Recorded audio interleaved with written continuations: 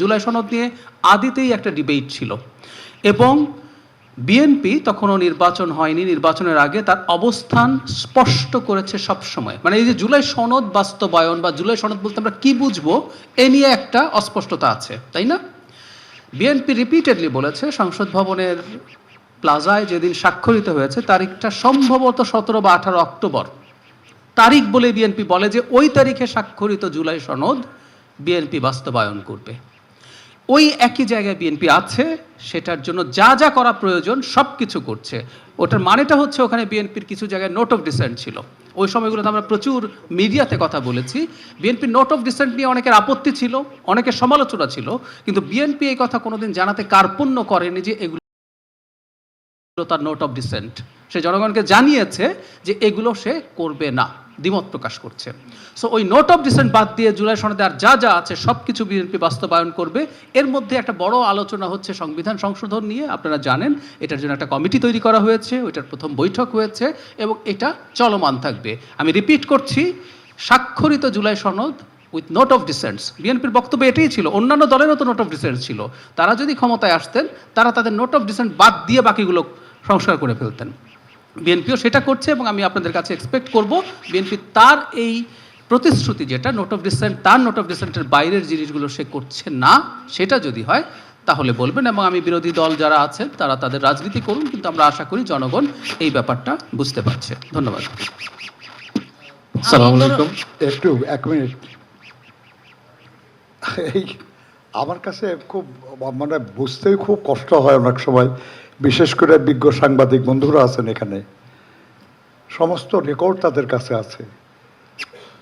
এই ব্যাপারে বিশ্লেষণের ক্ষমতা আমাদের যে কারো চেয়ে তাদের কম না।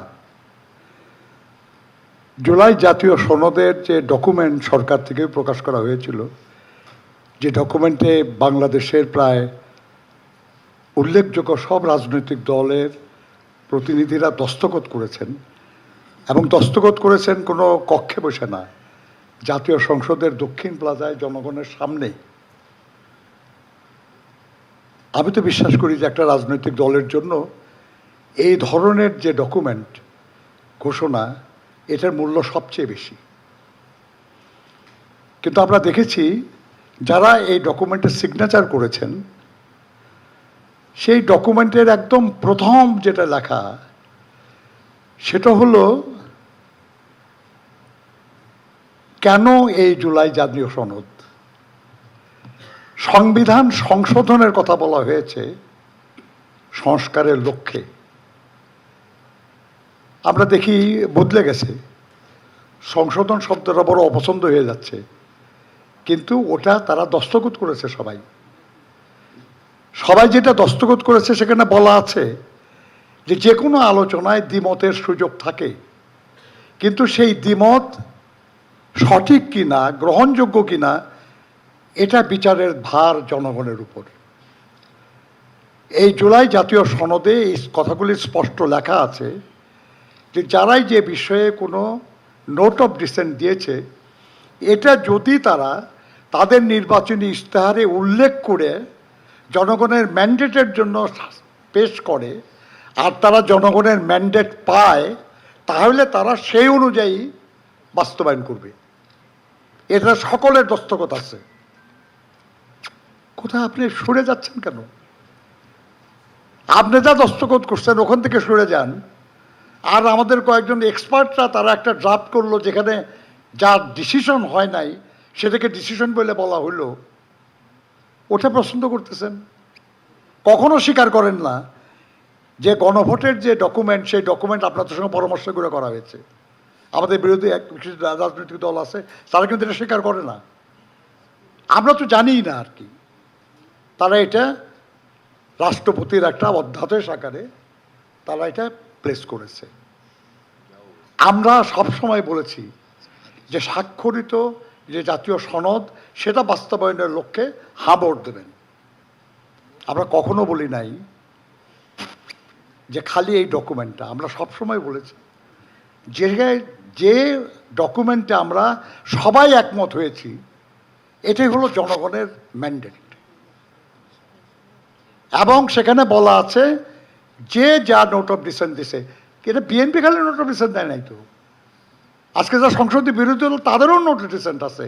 জুলাই জাতীয় সনদ পড়ে দেখেন, বলা হয়েছে যারাই যে নোট অফ ডিসেন্ট দিয়েছে এটা তারা তাদের নির্বাচনী ইশতেহারে উল্লেখ করবে, জনগণের সামনে উপস্থাপন করবে।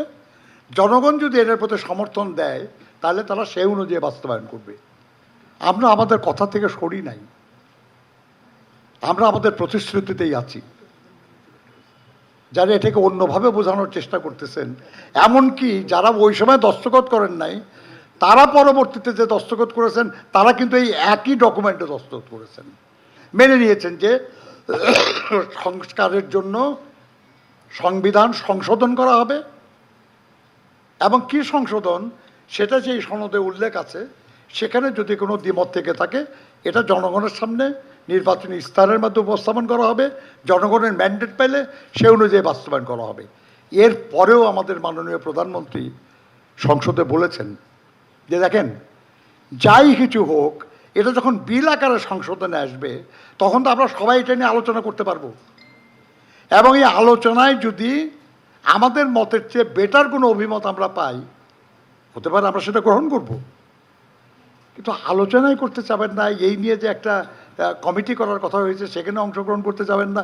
গণতন্ত্রে তো আলোচনার কোনো বিকল্প নেই, সংসদেই হোক সংসদের বাইরে হোক।